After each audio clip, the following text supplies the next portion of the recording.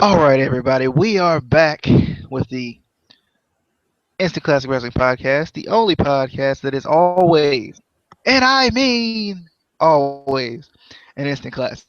So, very excited. We got TNA Slammiversary 2015, the first pay per view of the year. I actually had to go back and check my sources to make sure that it was the first pay per view of the year because I was kind of like, is it really? Wow. Because at least, last year we had, I think, two pay per views before Slammiversary. So, I had my hopes up for this show, but then again, I kind of was disappointed at the card in general, just because it felt like this show card wise just felt like an Impact show. It didn't feel like a pay per view. I think the way the show was set up with like interview and then back to the ring, interview back to the ring was very TNA typical pay per view esque. But the card just didn't feel pay per view esque to me with just a lack of title matches was my only real issue with this show is that it was just a lack of title matches. This was an Impact show, but just no world title, no tag titles. We got an X Division title, but that was kind of thrown in at the last minute, knowing that they didn't have a ton of title matches. But we start out the show with Tigre Uno versus Manic versus DJZ for the X Division title. I thought this match went pretty well. Um, I like this match. I like that it was elimination. Um, Tigre Uno does end up retaining with the springboard corkscrew. I liked that kind of established some validity with another move that he uses, which I think he just recently started using it anyway. I like that kind of established some validity. He does the split leg corkscrew, and now he does the springboard corkscrew. So that's kind of cool to kind of not in the match the same way every time. Um, Definitely thought it was a though. But Justin, you got any thoughts on this match? Yeah, I thought this was a pretty good match. Pretty good way to start off the show. Like, I like how it was like really fast paced during this match. There was this one point during the match where like DJZ he jumped over he jumped over the turnbuckle. I did a drop kick onto Manic, or I don't remember who that was. Maybe it was Manic who did that. I don't remember. But there was this pretty cool move that Tigre Uno did. He did like a corkscrew over the top rope, which I thought that was pretty cool. During the match, what else happened? Like you said, Tigre Uno eliminated Manic with the corkscrew type of springboard, and he eliminated DJZ with the corkscrew springboard, which this was a fun match, really high-paced match, fast action, and like the X Division usually is fast-paced action. The X Division is starting to get better again because we haven't really saw much X Division title matches this year, if I have to say. But this is actually pretty good match. So yeah. Yeah, and I don't know if you agree with this, but I'm really impressed by Tigre Uno's technical skill. Like he's one of those guys that when you look at him, he just looks like he can fly around. But his transitions from move to move are really good. When you actually watch him, when you actually watch him go from some of the moves he goes to into like a pin or something like that, like he's really good transitional wise. Like he may be even up there with Manic a little bit with his transitions. He's really improved. I feel like I didn't see much of that when he first came to TNA, but now I'm noticing a lot more from Tigre Uno. I don't know if you agree Yeah, with me on that. yeah, I do agree with you on that. I like how much he's improved, and he got trained by Rey Mysterio Senior, so that's pretty cool. And also, there was another point during the match I like when I think Manic did this Tower of Doom type of thing. It was like really cool. I like that during the match. But yeah, pretty fun match to open the show. All right. I know after this, I really didn't get a chance to really catch the best of the first part of the show here. I caught that first match, and then I had to step away for a second what happened before the Jesse Goddard Robbie E thing? I think it was just an interview, and then they went back Yeah, to they the interviewed ring. they interviewed Robbie pretty much, pretty much saying he's pretty much going to beat Jesse Goddard. He said that he's going to make him his bitch tonight. Pretty much all he said. And then it showed the video package for the match that they're going to be having. Pretty much showing how they won the titles and how they pretty much broke up, how this match pretty much got, how this match happened. So yeah. All right. So next we got Jesse Goddard versus Robbie E. This was a match that I was actually a little bit excited for because I wanted to see what Jesse could do kind of on his own, and Robbie as well, because we've seen Robbie on his own before. But Jesse, we haven't really seen much on his own. He kind of came straight into the bromans, and then that's pretty much where he's been his entire wrestling career. And I thought this match was actually pretty good from what we got. I looked at this show, as kind of what it was. It wasn't like, it didn't feel necessarily like a pay-per-view because of the lack of title matches. But I did come into every match, like just looking at that match, not thinking, oh, well, it's not a title match, so I should just hate on this match. I really did look at these matches like I really, like I was just watching that match. This match was pretty good. I really did like how Robbie ends up winning with a reverse DDT because that's a move you don't really see a lot of times in wrestling anymore, and you don't really see it to the point where it actually wins the match. I think that's kind of one of those things that goes back to the Steve Austin podcast when they were talking about selling. It's kind of cool to see it's kind of a simple move, but it doesn't get used as much, and it worked to Robbie E's advantage here, and I liked it. I liked that he won by a reverse DDT instead of a cutter or something else that we see all the time. Justin, you got any thoughts on Jesse Goddard versus Robbie E? Yeah, I thought this was a pretty good match. I was like looking at this match, seeing what Jesse Goddard could do because we haven't seen him really on his own pretty much, and I like this new heel style of Jesse Goddard. But like first when the match started, like we had Jesse Goddard, like he went right after Robbie E, and they brawled outside for the ring for a little bit. And then, Robbie E, he was very aggressive during this match because, he wanted the revenge on Jesse Goddard from what's been happening to him, and, there was a pretty cool move that happened in the match, like where Jesse Goddard's like he threw Robbie E threw like Jesse Goddard's across the ring, and he like pounced like on Jesse Goddard's, like started punching him, and during the match, Robbie E, he did a like pretty much it was like a nice like a dive over the top rope, like a springboard over the top rope, which I thought that was pretty cool. And then what else happened? There was this pretty cool spot that happened, like where Jesse Goddard threw Robbie E into the steel steps during the match. Ouch, it looked like that hurt. But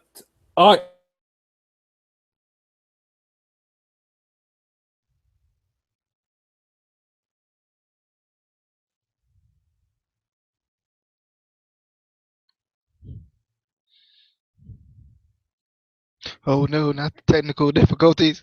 Tia, they don't do it to me, baby. No. I don't know. Um, I don't know what happened there, but like you we're gonna can win continue. easy that Oh, way. he's still here. Cool, he's still here. So yeah. Repeat like the last half of your little statement there, because you kind of went a little weird for a second. What I was saying is, with the Steve, did you hear the Steve Austin podcast part about that? No.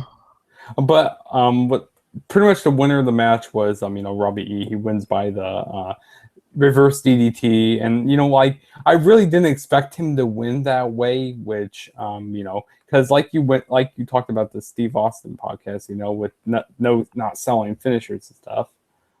I just didn't really see him to win that way, but I'm kind of happy he did. So yeah, it was a good match. Robbie E was really aggressive during this match, also. Yeah, and also, I actually expected. Go ahead. I was gonna say just gonna say I expected Jesse to win. Yeah, same with me. That's what I predicted in my predictions. But Jesse Goddard, he was like very cocky during this match, also. So yeah. Indeed. All right, so I'm gonna let you take Bram versus Matt Morgan first. Okay. This next match on the card.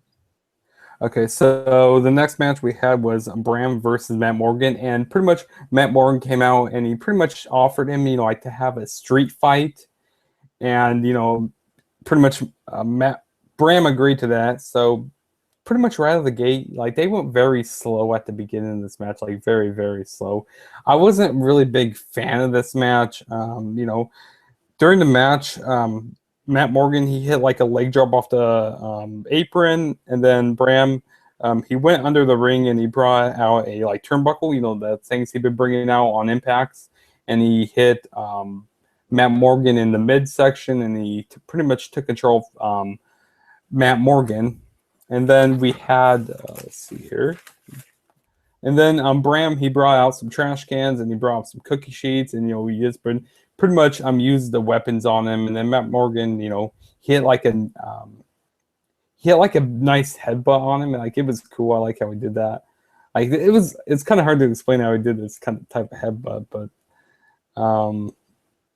also I like when Matt Morgan he did this like bicycle kick type of move when Bram was holding the trash can. I thought that was pretty cool right there.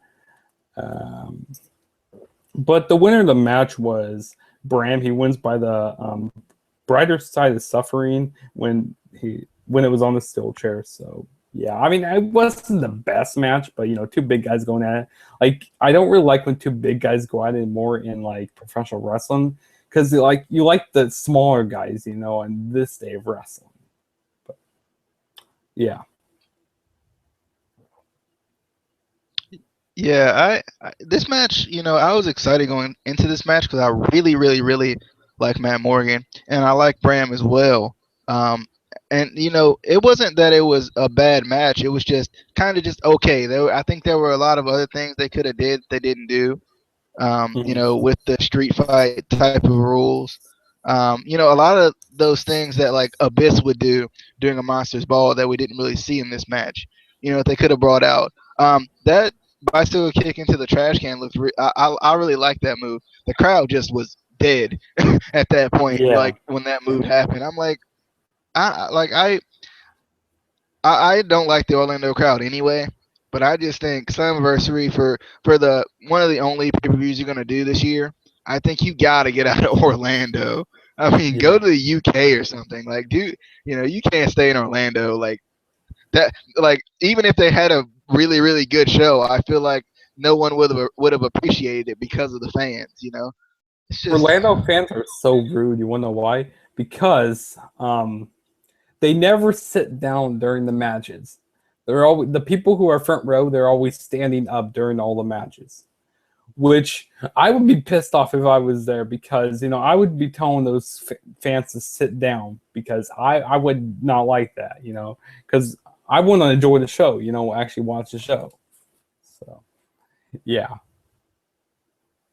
Yeah, I agree. But this match it wasn't like what I expected it to be. But I kind of hope this feud continues, just because I like both of these guys, and I think they can really put on a good match. They just kind of got to have some time together, I guess you could say.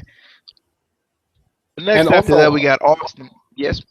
And also, I like the move that when Matt Morgan hit a choke slam onto the chair on the Bram. That was pretty cool. And who knows if Matt Morgan, if he's around official, if he's going to be there full time. I mean, who knows about that? But yeah.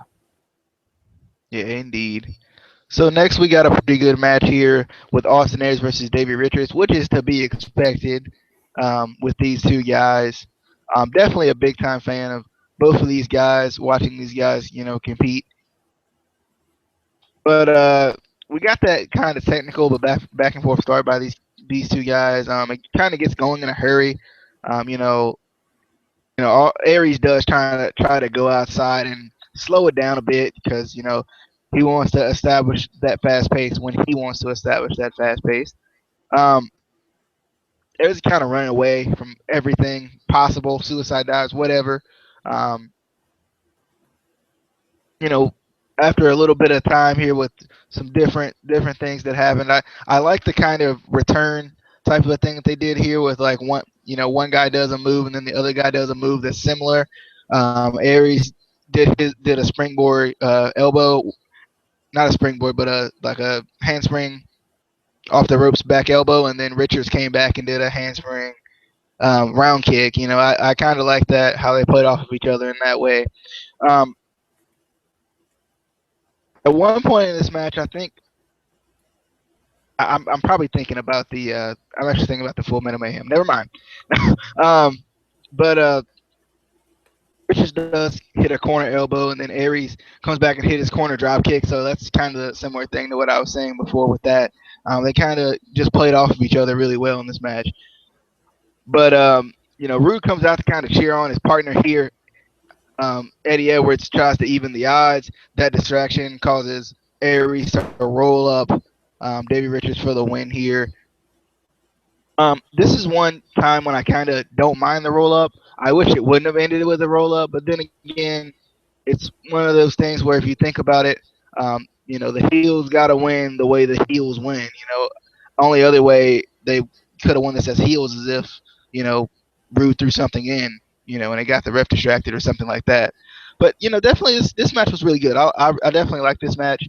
Um, Aries, talks about how he loves after the match, how he loves when a plan comes together. He says, we're gonna have the match that everyone wants to see, a bra and panties match, and I thought that was pretty funny, personally. But he kind of teases that, and then he says, but in all seriousness, we're gonna have a 30-minute Iron Man match, which is really cool. We haven't seen an Iron Man match in a while. I know Lucha Underground had one a couple of weeks ago.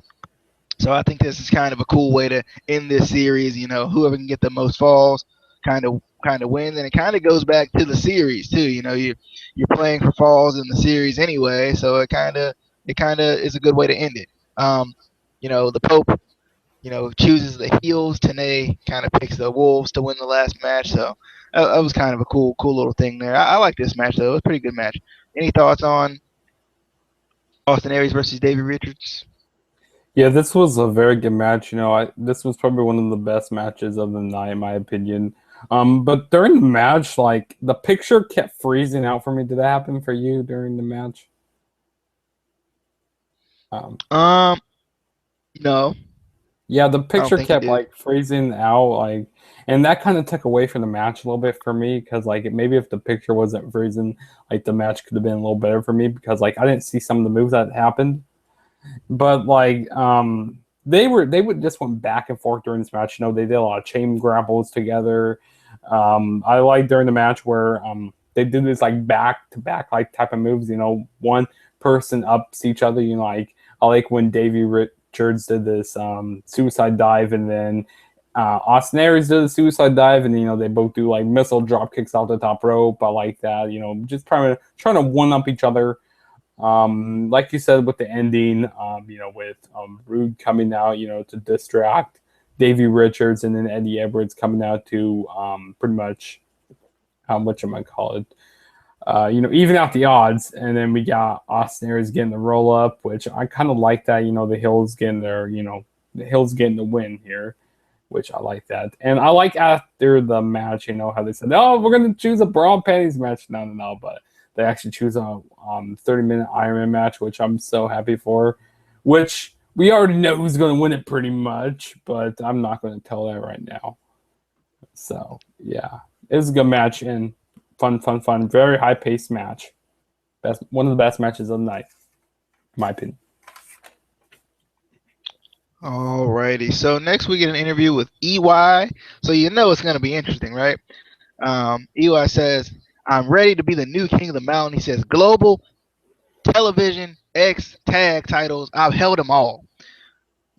He says, talking to Jeff Jarrett, "You're the original king of the mountain. Look into my eyes. Ask me if I'm worried. Ask me if I'm scared." I like these interviews and promos. I like this deranged EY. I love it when he, look into my eyes. I just like that kind of dynamic he puts off. Any thoughts on EY's interview? Not really.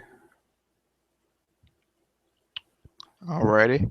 So next we got a video package on the Dollhouse's destruction. Nothing too special. We were just trying to set up for the match coming up soon. Then after that, we get the Dollhouse versus Brooke and Kong. Brooke comes out and there's a little guy just trying to get his high five on, you know, I actually trying to get saw his that. high five on over there in the crowd.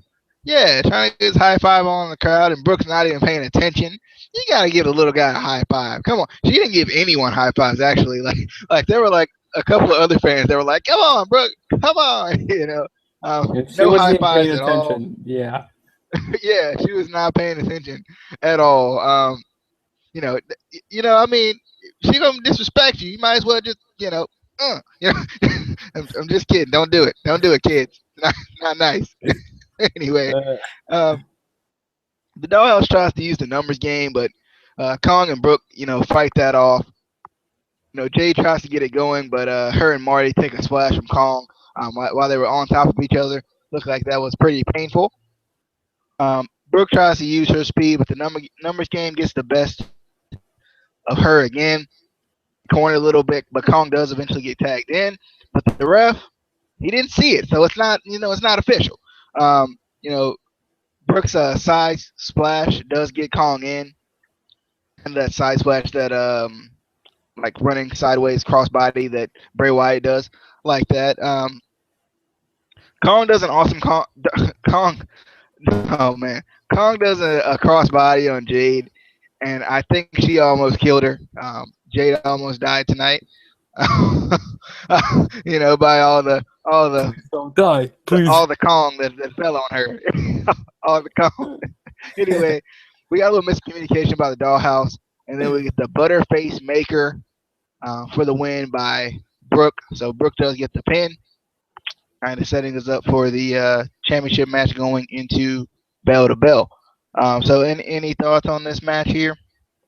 Yeah, I just thought this was a kind of a whatever match. I didn't really care for this match. It's pretty much getting ready for the match at bell to bell.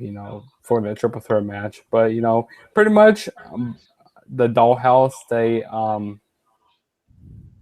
pretty much try to get the advantage. Pretty much like by the 3-on-2 advantage for most of them. But Kong, I like that splash she did in the corner on all three of the girls. To the Dollhouse, and I like that splash, onto the ground with Jade and Marty Bell. That was pretty cool. It looks like they died during that.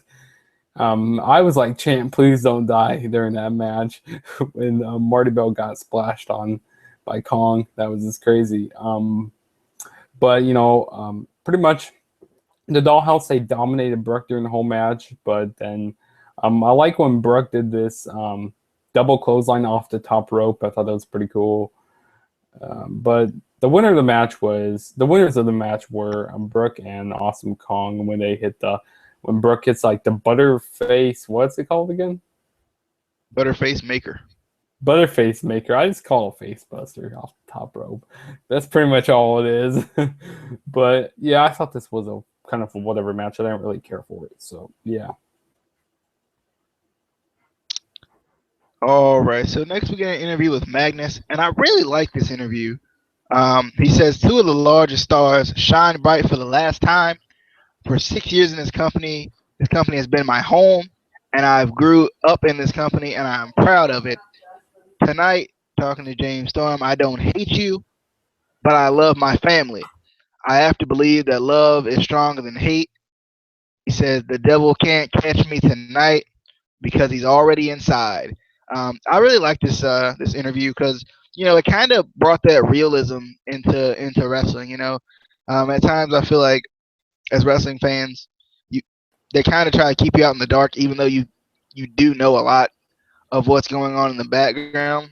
You may not know it all, but you know a lot. And I like how Magnus, talked about how they would shine bright for the last time, saying that he is done with TNA after Slammiversary. I just thought that was kind of a good, a nice thing. Instead of trying to hide the fact that this is his last match, go ahead and say it. And I like that. Definitely was excited for this match. Any thoughts on Magnus's promo or interview?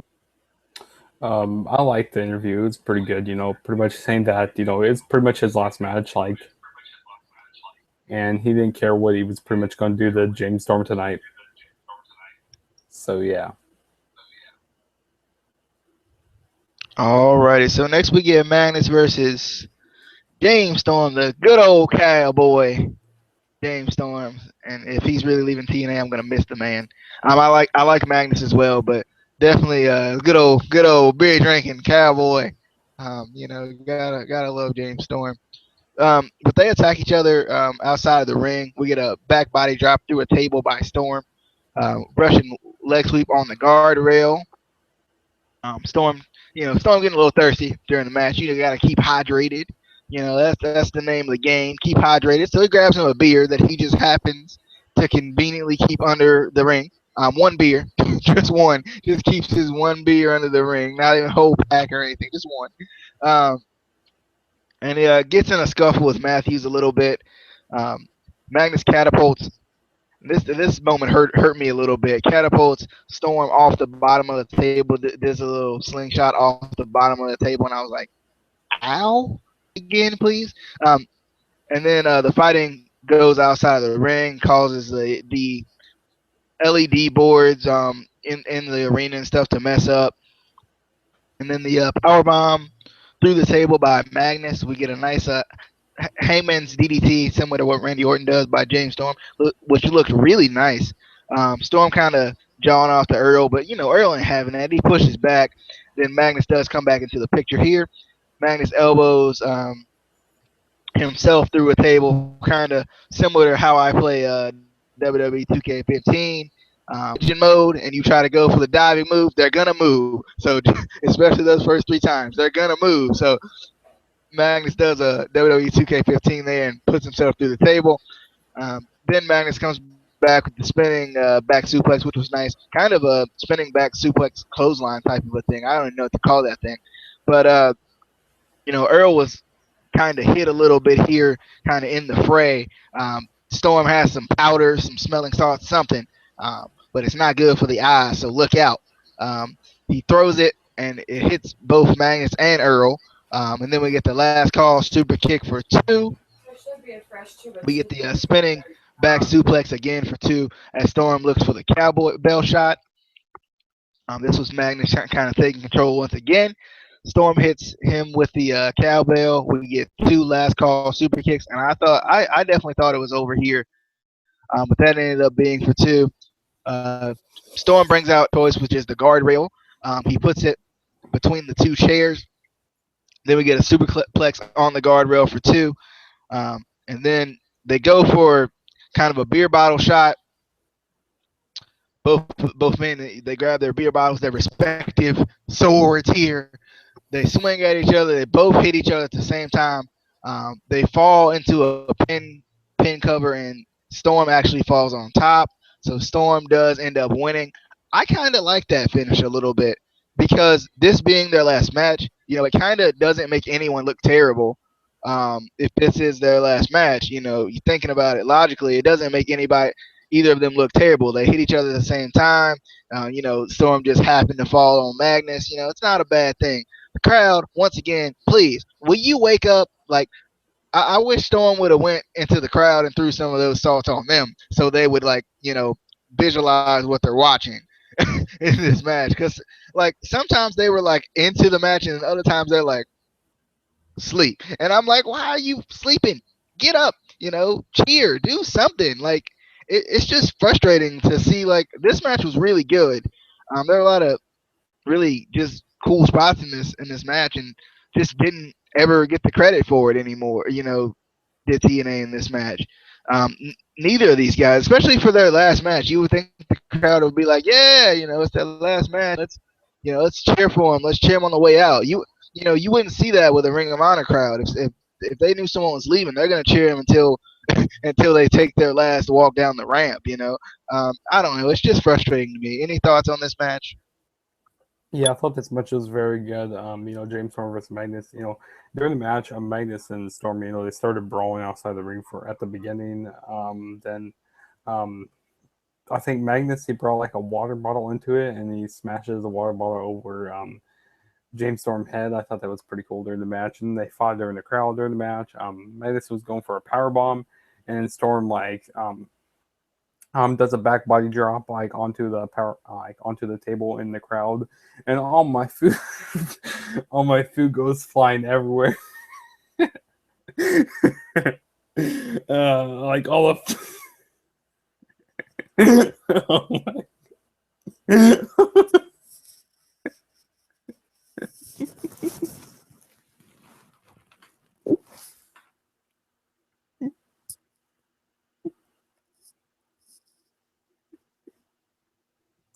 Obviously, Justin got a little tickled there by that one.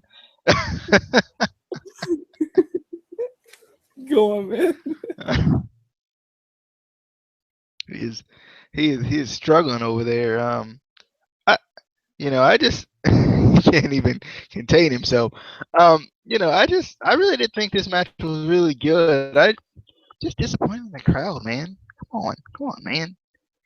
That catapult off the bottom of the table though. I hadn't seen that, like ever, and I was like, ow, Okay, that hurts okay, me. I'm better. I'm better now. Okay, so the food goes flying everywhere. I thought that was pretty funny. As you can see me laugh during that. Also, that catapult like under the table, that was pretty cool during the match. I like that. I also like when they brought the beer bottles out. They smashed each over with them over the head. I like that. I like when they did Magnus like did that elbow drop off that table. I know off the top rope like into that table, which and he put himself through that, and then the lights went out like you said, like with the LED type of things. And this was a fun match, and oh man, I couldn't contain myself there. Sorry about that, man. I just just was laughing it up. I don't know why it's so funny, but very good match. I liked it. So yeah. Uh, and but after the match, like they did their farewell type of thing, like they like to the crowd, they like pretty much, you know, I can't explain like how they did it, but like James Storm, like he put his hand up, like he did like that after the match and stuff. So off the top of the stage, and same with Magnus. So yeah, whew, that was quite something there. Yeah, you kind of saw them show respect to each other a little bit too, Yeah, they did. which was nice. So next we get a interview with Drew Galloway.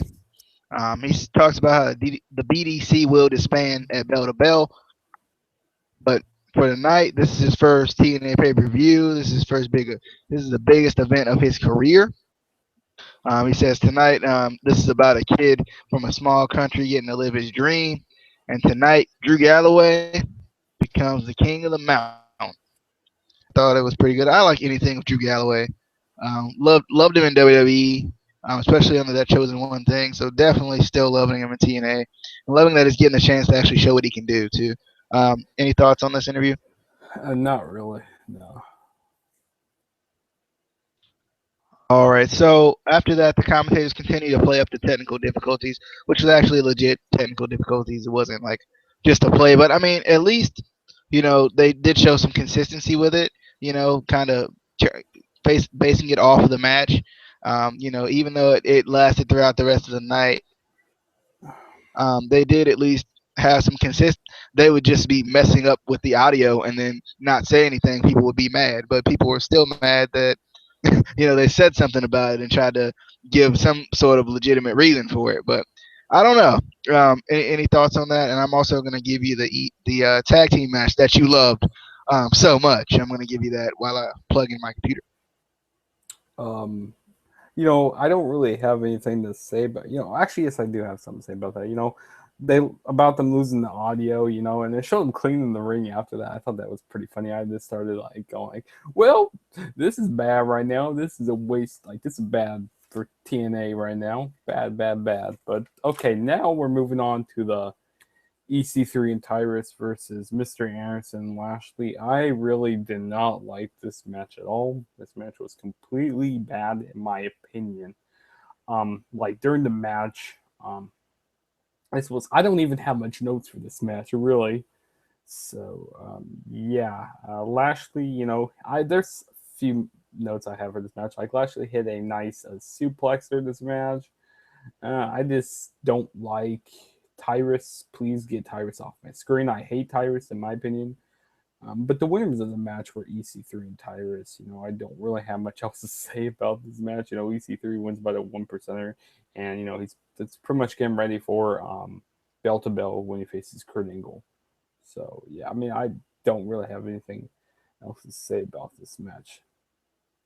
So I mean, yeah. So I guess we can buy some time here. Oh, this game is. Oh, he's back. Here we go. All right, guys, I am back once again, so no need to fear. I know everyone was worried, thinking we had some technical difficulty. It was just the battery. That's it. The battery struggle. Had an issue where he forgot to plug in his computer and he left us, so I couldn't have that. I couldn't have it. But definitely we had a tag team match here. It was a tag team match. That's what it was, 2-on-2. Tag team match. It was all right. I don't really know. I like that they continue to incorporate new moves for EC3. I think that's a good, considering the guy's gonna get a title run coming up soon. He's undefeated. He's a Carter. The world needs him. Let's be real. But anyway, let's get to it.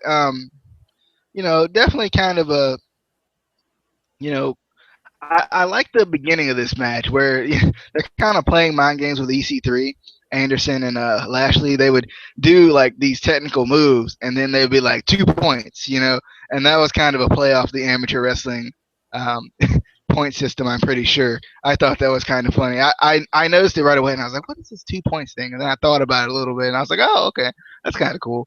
Nice TKO by EC3 on Lashley. I like that. I'm glad they did something good with that. The double suplex wasn't the greatest because Lashley's a little bit too big for a double to try to hit a double suplex on that man. So he kind of going like this. He was like, I was like, all right, let's not do that one again. Um, but around the end of the match, Tyrus going for the big Samoan. I mean, the big Tyrus Funkasaurus, whatever you call the thing, spike. The spike. I'm gonna call it the Samoan spike because that's all I remember it by. He missed that, but the spear does not miss. Um, and then off of that, after Tyrus gets hit with the spear, EC3 capitalizes with that 1%er for the win. I want him to bring back that freaking neck breaker. I missed that thing. The jumping neck breaker off the ropes. I missed that neck breaker. I like that move a lot. After the match, kind of some foreshadowing here. EC3 holds up the replica belt, kind of proclaiming himself as the world champion. Because we know EC3, trouble, trouble, trouble, trouble, trouble, trouble, trouble, trouble. He's gonna win at bell to bell. Come on now, he's undefeated. Come on. And he's beaten Kurt Angle before. Come on. We know what's gonna happen. but but after that, we get another interview. I kind of like the style of the show for some reason. I don't know. It just reminded me of an old school TNA pay per view because this is how TNA kind of has consistently done their pay per views. With you get it instead of getting promos, you get interviews. You get an interview, and then you go back to the ring. Then you get a video package. Then you get a interview. Then you go. Kind of that continuous cycle. I kind of like that because it kind of went back to that old school TNA style a little bit. But we get an interview with the king of the mountain, and I mean, the guy who created it, Jarrett, Double J, here, and he says everybody is buzzing about why are the founders here of Global Force Wrestling here again. He says one last promo, one last match. If I can make one last climb, then this relationship will go to a whole nother global level, which I thought was really cool. We were hearing a little bit about this invasion and rumors as rumors are concerned, and he says this relationship will go to a whole nother global level. I'm just saying. But anyway, I just thought that was kind of funny how he said that, and that's kind of what we're hearing through the grapevine, with the grapes and eating them. Anyway, any thoughts on either that post match with EC3 holding up the belt, or Jeff Jarrett talking about his whole nother global level. uh, you're gonna make me start laughing again. uh, You have any thoughts, or was that just too funny for you? that was too funny for me, man. I can't quit laughing. Tee hee hee hee. No, I don't really Just have any saying. thoughts for this. No, I don't got much thoughts. All right. Jeff Jarrett obviously sending us subliminal messages. If you guys don't get it, he is Luke Harper. Sorry. Anyway, we got the King of the Mountain match coming up right now. We got Drew Galloway versus EY versus Matt Hardy versus Bobby Roode versus Jeff Jarrett. Very excited for this match. This is one of my, if not my all-time favorite matches in TNA history. Not specifically this match. I mean the King of the Mountain match in general. Always loved this match for some reason. I don't know. It just kind of showed the unique qualities that TNA had, especially in their early going, and they still at times really do show it. Um, I just really like this match. I like the fact that you have to hang the belt up rather than taking it down. It just the complete opposite of what you would think. I just me. And I like the penalty box idea. I like that you have to pin to get eligible. You can't just go up there and try to hang it up. All of that going into this, I just like it. I don't know how you feel about the King of the Mountain match. I think the hook was kind of easy though. I think that was kind of a little bit easier than it should have been. But any thoughts on the King of the Mountain match before we get into it? Yeah, I kind of like this. I didn't really like the match. I mean, like, this wasn't my favorite King in the Mountain match, but it was actually, all right. And like you said about the hook, it was pretty easy to put it up there. Like a baby could have done that. Like, it's so easy to put it up there. You just pull the thing down and you hang the title there, like, really easy. But yeah. Alrighty, so we got the main event of the evening here, and the TNA guys kind of go at it and argue why Jeff is kind of on the outside looking in, which was kind of a cool like storytelling moment where Jeff is literally on the outside looking in. He's Global Force going into a TNA show doing his thing. I thought that was kind of a cool thing.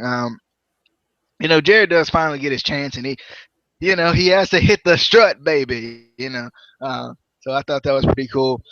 But Roode then rolls him up, and Roode is now eligible. So Jarrett is in the penalty box for 2 minutes. Um, then we get a DDT on the ramp on by EY on Jarrett. This is after Jarrett does obviously get out of the penalty box. He is pinned, and he's eligible. So Jarrett goes to the penalty box twice within the first little bit of this match. Then we get the Future Shock on the ladder on Hardy as by Drew Galloway. He tries to go for the pin, and he is just almost eligible. The pin does end up getting broken up. Hardy does do the twist of fate. Hardy off the twist of fate. He pins and then he's eligible. Galloway, he does a move and he's eligible. So now we got 4 people. Yeah, 4 out of 5 people eligible. EY, kind of taking the strategy in the penalty box with Roode at this point because that's where, that's what caused them to, those falls caused them to be in the penalty box. They're talking a little bit of strategy here.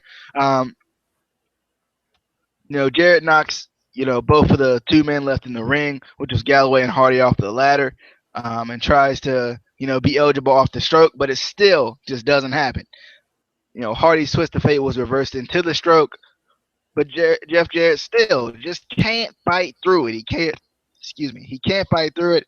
He's still not eligible. Darn it, Jeff, come on, be eligible, man. But EY and Roode start to work together, and then I thought this was a cool moment. They sing the old Canada song from Team Canada back in the day. I thought that was kind of a cool moment there.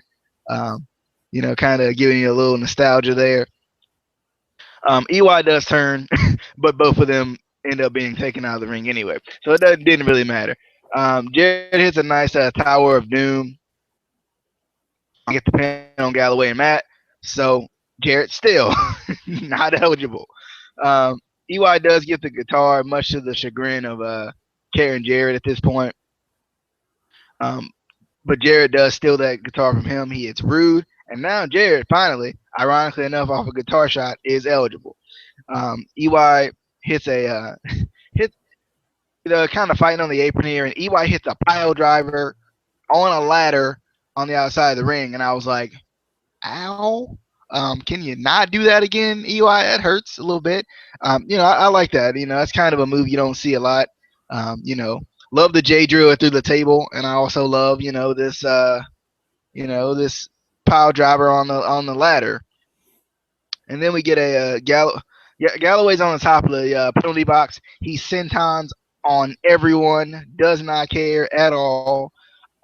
Galloway trying to go to the top of the ladder and hang the belt up, but Matt comes off the other side and he hits him with a twist of fate off the top of the ladder. And then as Jeff Jarrett is trying to get his thing going, he hits a stroke on EY off the top of the ladder. He hangs the title up, and your new King of the Mountain, not only King of the Mountain, but King of the Mountain champion is Jeff Jarrett. So I think this could be an interesting thing with this King of the Mountain now championship.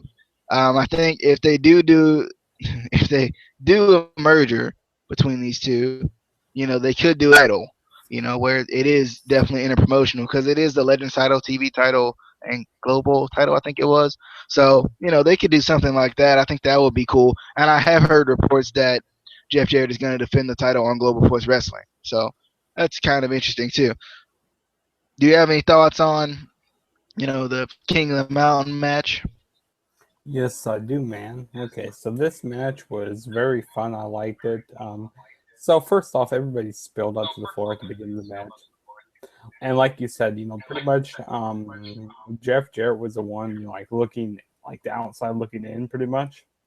And literally, he was actually because like he wasn't, he was gone from TNA because he has his own company, GFW, and pretty much,